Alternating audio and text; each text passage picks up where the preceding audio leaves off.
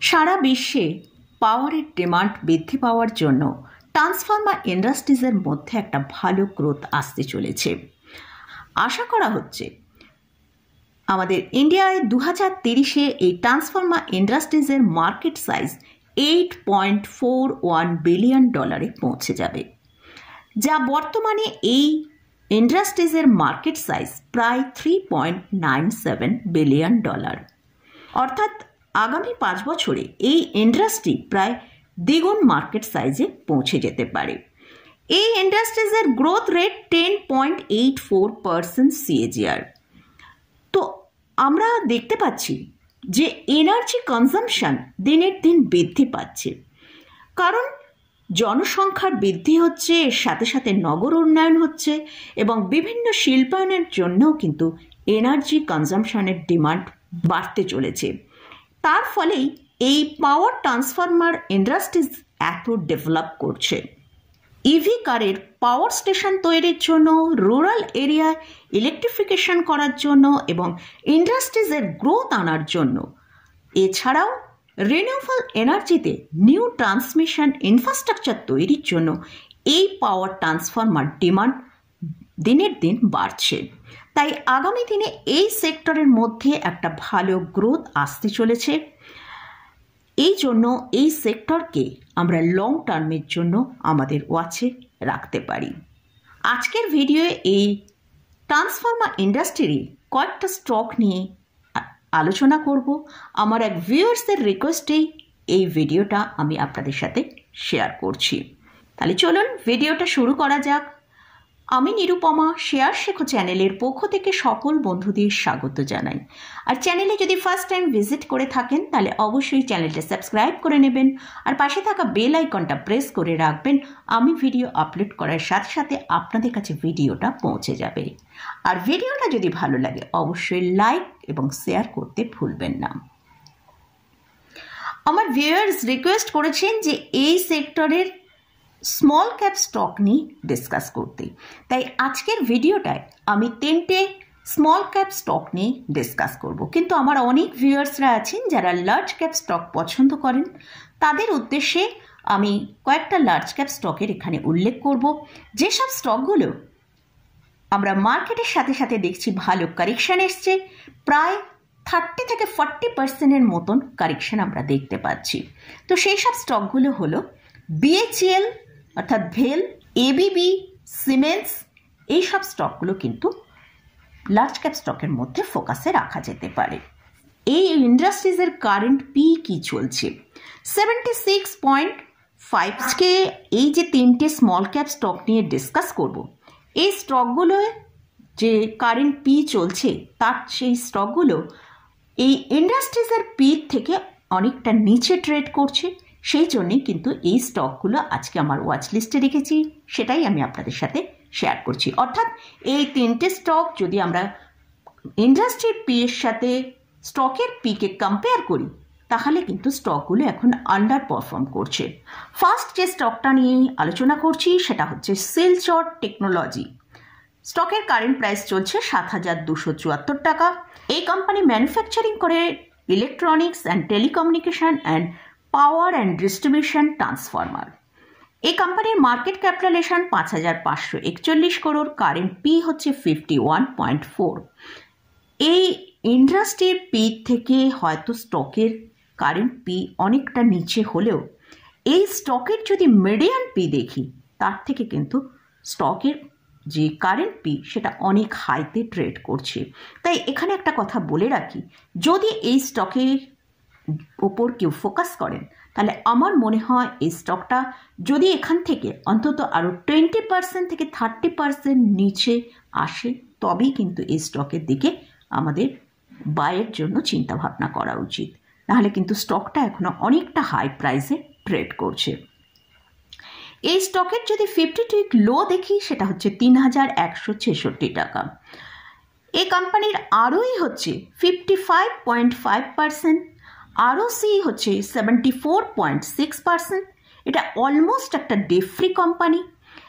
এর যদি yearly sales growth দেখি সেখানে আমরা দেখছি 2020-তে যে সেলসটা হয়েছিল সেটা হচ্ছে 71 করোড়, সেখান থেকে মার্চ 2024 দেখছি 397 করোড়, তার মানে সেলসের মধ্যে কিন্তু একটা ভালো গ্রোথ এসেছে।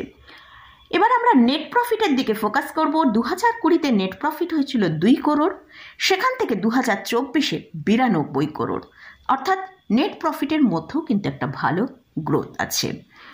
এই কোম্পানির যদি শেয়ার হোল্ডিং প্যাটার্নের দিকে ফোকাস করি, সেখানে আমরা দেখছি প্রোমোটারের হোল্ডিং আছে 64%, এফআইসের এখানে 2.29%, ডিআইসের আছে 0.11% এবং পাবলিকের কাছে আছে 33.08%। তো এখানে আমরা দেখতে পেলাম যে এই স্টকে কিন্তু এফআইস এবং ডিআইসদের সেরকম কোনো পজিশন হোল্ডিংয়ে নেই। নেক্সট যে কোম্পানিটা নিয়ে আলোচনা করছি সেটা হচ্ছে ভোল্টাম ট্রান্সফরমার। এই স্টকের কারেন্ট প্রাইস চলছে 7,684 টাকা। এই কোম্পানি ম্যানুফ্যাকচারিং করে বিভিন্ন ধরনের oil filled power and distribution transformer. এই স্টকের মার্কেট ক্যাপিটালাইজেশন হচ্ছে 7,759 করোড়, কারেন্ট পি হচ্ছে 22.6 এর কাছে।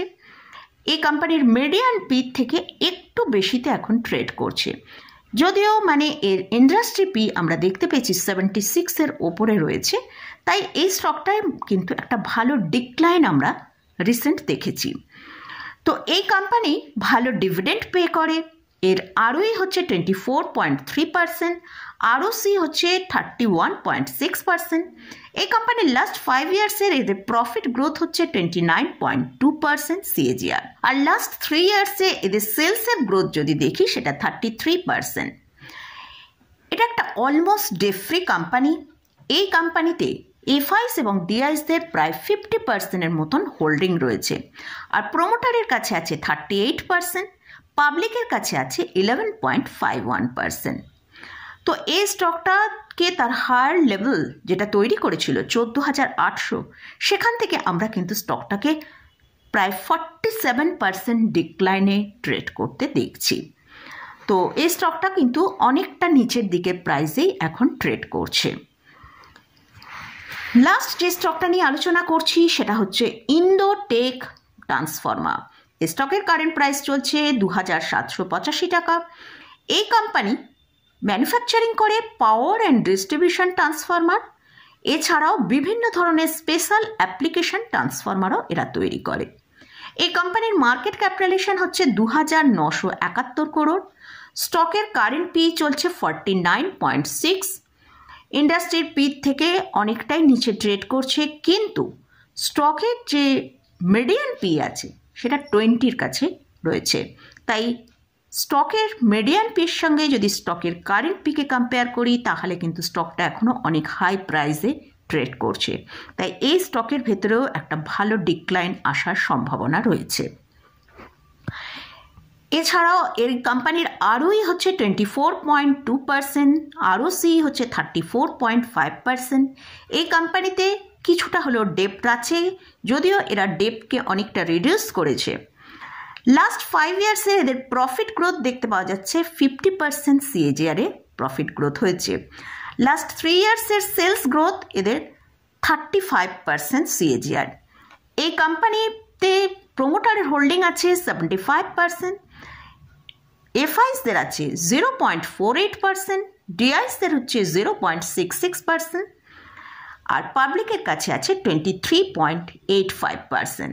অর্থাৎ এখানে কিন্তু এফআইস এবং ডিআইসদের সেরকমভাবে কোনো পজিশন নেই। তো এই স্টকগুলো নিয়ে আলোচনা করলাম। মোটামুটি আমরা শুধু ভোল্টাম ট্রান্সফরমারে একটা ভালো ডিক্লাইন অলরেডি দেখেছি। স্টকটা তার লোয়ার প্রাইসের কাছে 52-উইক লোয়ের কাছাকাছি ট্রেড করছে, কিন্তু বাকি শিলচর টেকনোলজি এবং ইন্দো টেক ট্রান্সফরমার এই দুটো স্টক কিন্তু এখনও অনেকটা হাই প্রাইসে ট্রেড করছে। আমার মনে হয় এই স্টকগুলো যদি পজিশন নেওয়ার কথা চিন্তা ভাবনা করেন, অবশ্যই স্টকগুলো 20 থেকে 30%-এর কাছাকাছি ডিক্লাইন এলে তবেই বাই করা বেটার হবে। তো প্রত্যেকটা স্টকেরই ফান্ডামেন্টাল ওকে আছে, সেই জন্যই কিন্তু আপনাদের সাথে এই স্টকগুলো নিয়ে আলোচনা করলাম। তবে এই স্টকগুলোয় আবারও বলছি, আমি কিন্তু কোনো রকম বাই রেকমেন্ডেশন করছি না। যদি এই স্টকের কোথাও কোনো পজিশন নিতে চান তাহলে অবশ্যই ভালো করে আগে চার্ট অ্যানালিসিস করবেন এবং আপনাদের যদি কোনো ফাইন্যান্সিয়াল অ্যাডভাইজার থাকে তার সাথে একবার পরামর্শ করে নিয়ে তবেই পজিশন নেবেন। তো মোটামুটি আজকের মতন ভিডিওটা এখানেই শেষ করছি। ভিডিওটা যদি ভালো লাগে অবশ্যই লাইক করবেন, শেয়ার করবেন, সাবস্ক্রাইব করবেন। ধন্যবাদ।